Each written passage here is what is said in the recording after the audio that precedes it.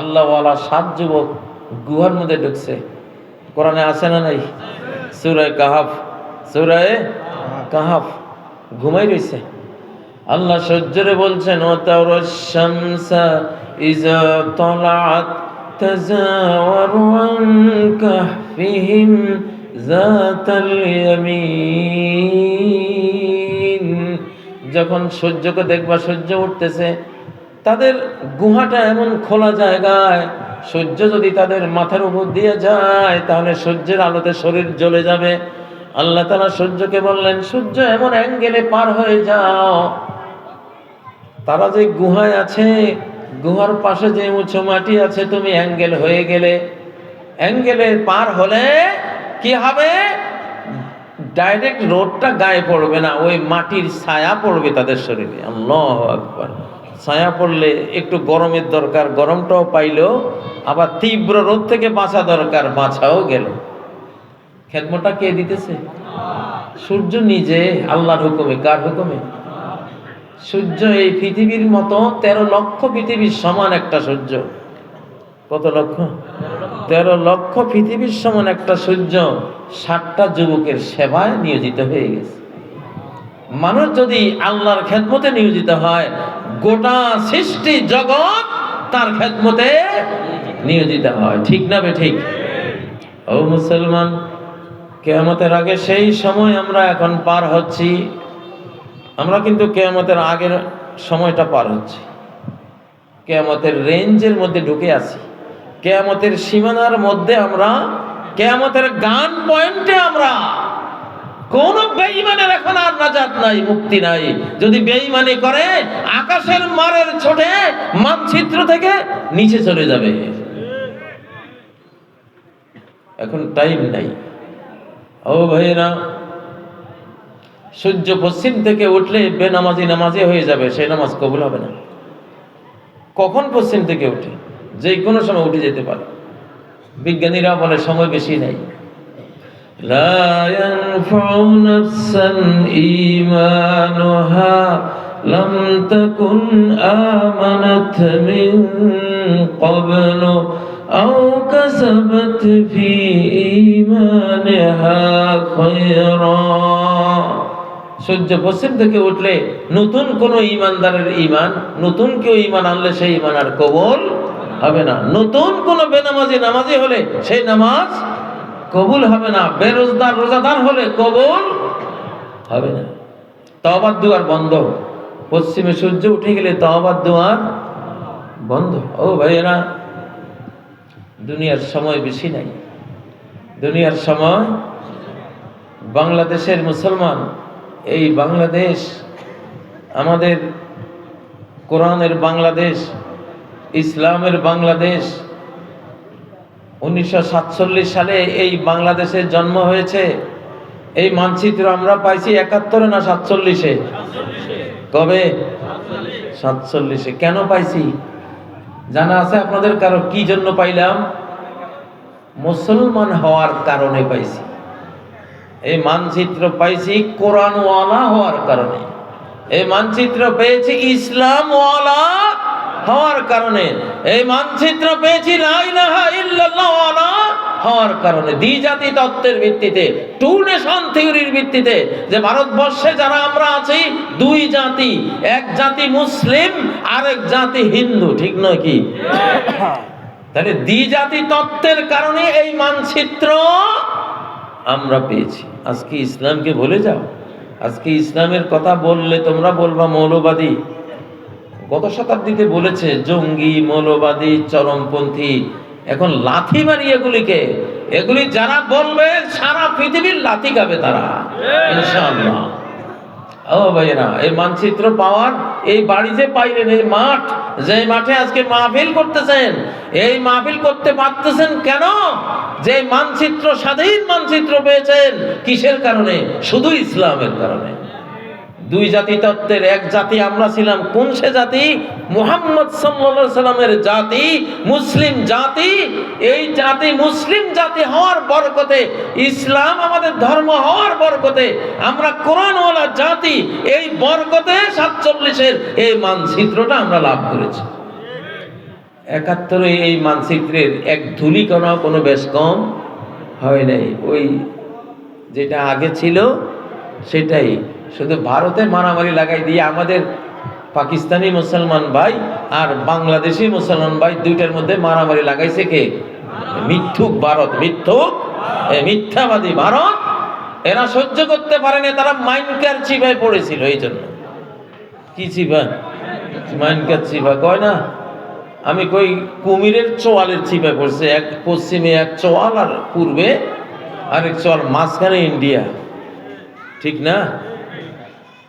খারাপ লাগেনি কথাগুলি? খারাপ লাগবে বলবো, এমন জ্বালান জ্বালাইছে মাথার তালু থেকে পায়ের তালু পর্যন্ত কয়লা করেই ফেলাইছে ভাই, জ্বালাইতে জ্বালাইতে। ঠিক না? আলকাতরা করেই ফেলাইছে ভাই। এগুলি শুধু আমাকে জ্বালাইছে, আল্লাহরে জ্বালাইছে, রাসূলের জ্বালাইছে, কোরআনের জ্বালাইছে। ঠিক না বে ঠিক? আল্লাহর এত বড় শত্রুদের সারা পৃথিবীতে আর একটাও নাই। 33 কোটি দেবদেবী বানাইছে আল্লাহর জায়গায়, আল্লাহর সিংহাসনে বসাই দিছে। ঠিক না? হ্যাঁ, এই জন্য গাজওয়াতুল হিন্দ, ভারত তো যুদ্ধ চাপাই দিবা, প্রতিরোধ করবা, অমিত বিক্রমে জান্নাতে চলে যাইবা, জাহান্নাম থেকে মুক্ত হয়ে যাইবা। ঠিক না বে ঠিক? অ্যান্টি ভারত যে কথা বলে সে আল্লাহর বন্ধু, আর ভারতের পক্ষে যে কথা বলে ভারতের দালাল ও রয়ের এজেন্ট ও বাংলাদেশের এনিমি, বাংলাদেশি জাতির শত্রু, সে ভারতের বন্ধু। ঠিক না বে ঠিক? ঠিক না বে ঠিক? মুসলমান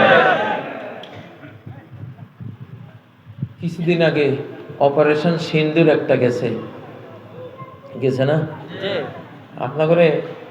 আপনারা যে আমার নমাজ বিষয়বস্তু দিচ্ছেন, নমাজের আগে ভারতের অন্তর থেকে দূর করতে হইব। ভারতের গোলামীর শিরিক লইয়া তুমি নমাজে দাঁড়াবে, ও তোমার ওই নমাজ আল্লাহ নিত না। লাইন আশরাকতা লায়াহবাতুন্না আমালুক, কসম করে বলছি গোলাম, আমার গোলাম যদি শিরিক করে আমার কাছে আসিস, শিরিক যদি করিস, তোর সমস্ত আমল আমি বাতিল করে দেব, তো সব আমল অটোমেটিক বাতিল হয়ে যাবে তোর। ওয়ালা তাকুনান্না মিনাল খাসিরিন, অবশ্যই তুই হবি লুজারদের একজন, ক্ষতিগ্রস্ত জাহান্নামীদের একজন। ঠিক না রে ঠিক? আল্লাহু আকবার না হিন্দুস্তান আকবার? হ্যাঁ, মনের মধ্যে তো হিন্দুস্তান আকবর ঢুকাই রাখছে অনেকে। ঠিক না বে ঠিক? ভারত নমো নমো নমো নমো। হ্যাঁ, ওই যে ভারতের দাসী একটারে ফাঁসি দিছি না আমরা? হ্যাঁ ও মিয়া, একটা হলো দাস নীতি আর একটা হলো রাজনীতি। যেগুলি ভারতের ভয় পায় আর ভারতের কাছে বুদ্ধি আনতে চায়, এগুলি সব বাংলাদেশের দাস নীতি করে।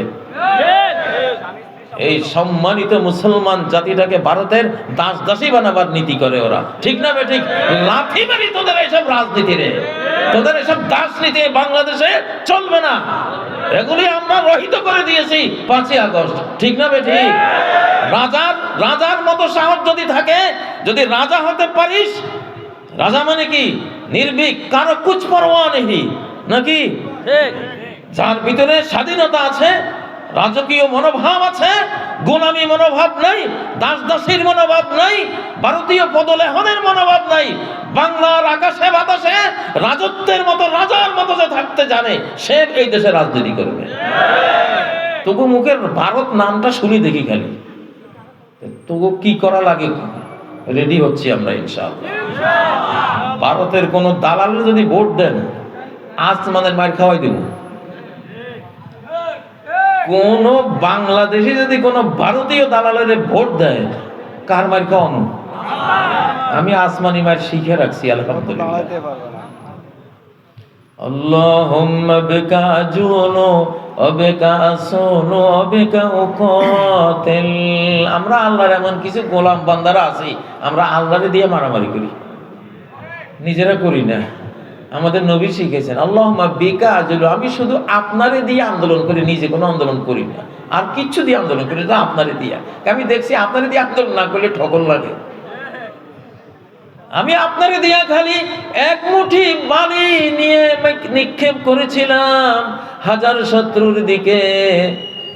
আল্লাহু আকবার, সামান্য এক মুঠি বালি মেরেছিলাম, হাজার মুঠি হয়ে হাজার শত্রুর 2000 চোখে গিয়া ঢুকছে।